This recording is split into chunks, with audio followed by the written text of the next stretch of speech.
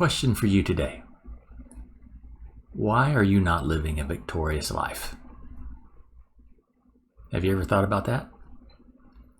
It's difficult not to be one of those people that walks around day to day with their heads down because they're just not living up to their own standard. Are you one of these guys? It can be a tough existence. Let's talk about how we can live a victorious life every day.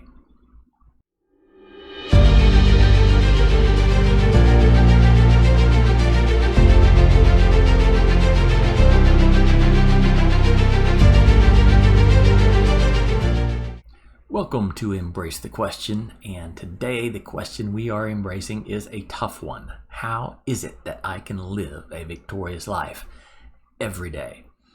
If you're like me, this is a battle that is ongoing. It's difficult to be conditioned to live victoriously every day, and yes, it is a conditioning process. It is a maturation process.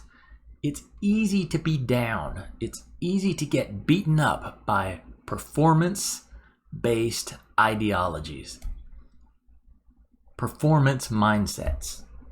We all fail every day, sometimes worse than others. So how do we overcome not getting down about these failures? After all, Christ said, "If the Son sets you free, you are free indeed." Are you free? What does it mean to be free? And is that the key to living victoriously? In order to live a victorious life, we have to pay attention to Christ's work and not our work. It's all about this finished work that Jesus completed. It's his work, right? You will remember Matthew 6:33. "Seek ye first the kingdom of heaven and his righteousness, and all these things will be added unto you." All these things. And we use that verse as a comfort verse. You know, when it's hard to make the payment, when it's difficult to get up every morning and go to work, we use this verse, "Just seek the kingdom. Everything I need will be added unto me." And we forget that little part that's added into the middle of the verse, which says, "and his righteousness." Seek first the kingdom and his righteousness. Probably the most important part. Why is it so important? Because seeking our own righteousness is such a lost cause. We have to be able to focus on the righteousness of Jesus. We are completely righteous in him. Our problem is that we pay too much attention to the dying, to the dead man, the old flesh, that which is rotting away. A lot of people ask, why is it if we are a new creature, why is it that we still sin? If sin has been defeated in our lives, then why do we still sin? The best analogy I can come up with is when you cut the head off of a snake, does the snake stop moving immediately? The answer is no. It squirms for a while until it finally gives it up because the head's been cut off. Sin in the life of a believer is this way.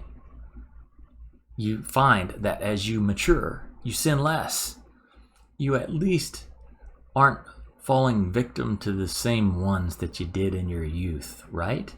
Hopefully, we all mature. We all sin less. As the flesh dies, the spirit grows stronger. If you want to live a victorious life, we have to get our eyes off of ourself, because I am never going to live up to the standard of Jesus, ever. I have to pay attention to Jesus. I have to pay attention to his righteousness. That way, I am not beating myself up for my own failures. It's seek ye first the kingdom of heaven and his righteousness. If we can train our minds if we can condition ourselves to keep this at the forefront, then we can live victoriously. How do you do it? You have to have a short memory, for one.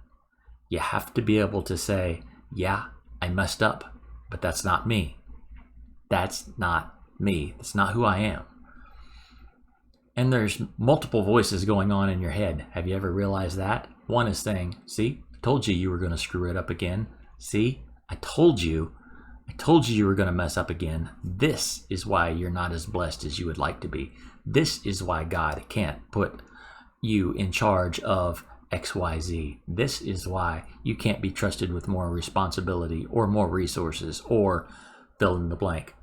There's always that voice, right? But there's also the voice that says, don't worry about it, son. Don't worry about it, daughter.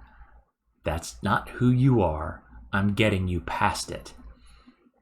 He is the kindest voice in your head. Always remember that.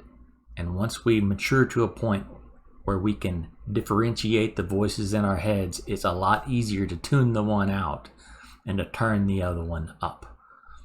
So, number one, have a short memory.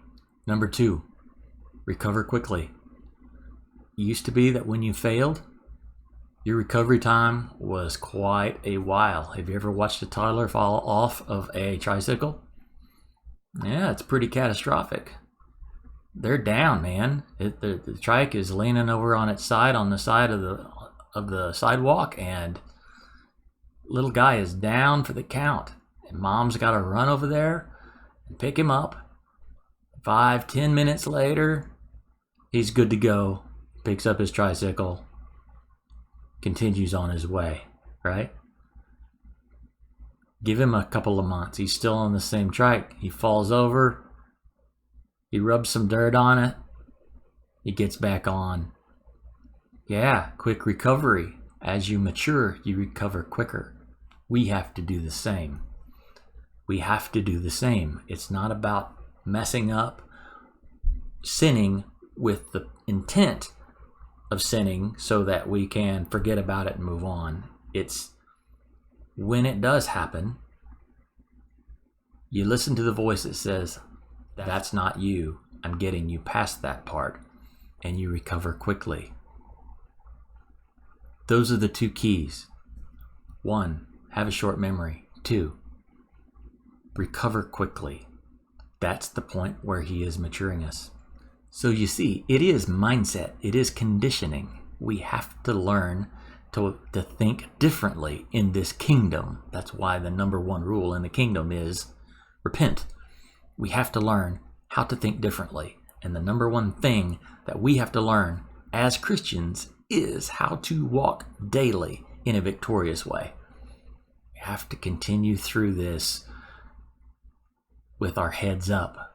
Lift your heads, O ye gates. We have to be able to be light to everyone else. And it's difficult to do that when we're walking around with our heads down in a defeated manner, right? I hope this is helping you. I hope this is encouraging you. You are greatly loved by the Father. Your picture is on his refrigerator. Share this teaching with somebody that needs to hear it, because there's a lot of people that are beating themselves up right now for very minor things. Okay? Talk to you next time. Peace. Blessings. Oh, and subscribe if you haven't.